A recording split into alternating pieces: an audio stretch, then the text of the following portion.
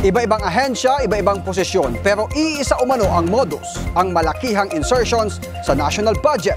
Sino-sino ba ang miyembro ng sinasabing Angara 5? Alamin sa exclusive political update ni Hannah T. Angara 5 kung tawagin ng source ng Bilyonaryo News Channel ang 5 kawani ng gobyerno na sangkot umano sa insertions sa national budget. Anya, den of thieves kung ituring ang mga ito dahil sa lawak daw ng sakop ng kanilang insertions.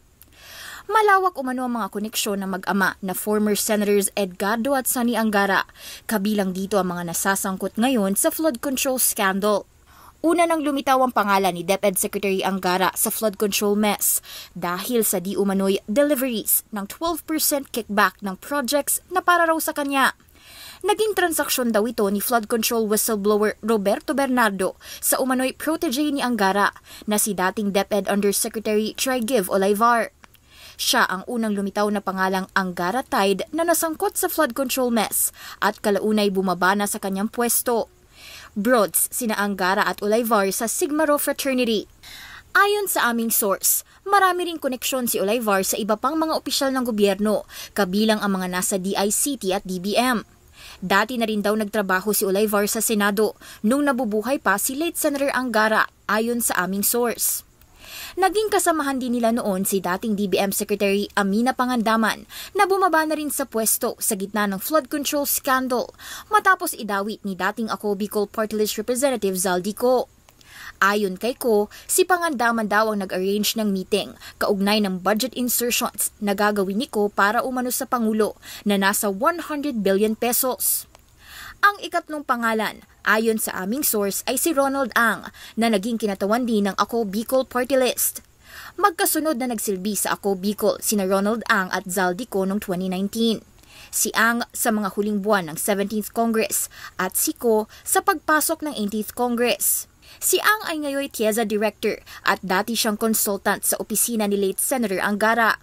Taong 2008, naging VP din siya at Corporate Counsel ng SunWest Group of Companies, ang kumpanyang naiuugnay kay Ko at sa maanumalyang infra projects. Kasunod nito, saka na siya naging Ako Bicol Party List Representative noong 2019. Sabi sa kanyang corporate background, kasalukuyan pa rin siyang VP ng SunWest. Direktor din siya ng hotel companies na tied din kay Zaldico, kabilang ang Miss Cibis. Ika-4 ay si DBM Undersecretary Wilford Wong na ngayon nakatoka sa local government at regional operations ng DBM. Ayon sa aming source, bata ni Angara kung ituring si Wong. Naging bagman din siya umano ni Pangandaman sa insertion transactions. Una nang isiniwalat ng Bilyonaryo News Channel ang ikalimang pangalan na si Yusek Faye Condes Desagon ng DICT na di umano'y de facto secretary ng ahensya. Pero itinanggi nito ang pagiging bahagi ng sinasabing insertions mafia. Sabi ng aming source, malapit si Desagon sa ilang miyembro ng Sigma Rho, ang fraternity din ni na DepEd Secretary Angara at Olivar. Malapit din siya kay Pangandaman. Nang ikasal si Desagon noong 2018, spotted doon sina Olivar at Pangandaman. Sinubukan naming kumuha ng pahayag mula kay Angara tungkol dito, pero pinre-empt nito ang storya namin. Kaninang tanghali, nagpaabot ng mensahe ang BNC sa kanya tungkol dito, pero hindi siya sumagot sa aming text. Kalaunan, nag-post si Angara sa kanyang X o Twitter account at ipinahayag na kaya raw nitong i-take ang demolition jobs. Pero wag na raw idamay ang patay na dahil hindi naman ito makakasagot. Hannah T, Bilyonaryo News Channel. Sinubukan din ng BNC na kumuha ng pahayag kina Pangandaman at Desagon pero wala pa silang sagot sa amin. Sinisikap din ng BNC na maabot ng linya nina Ang, Wong at Olivar.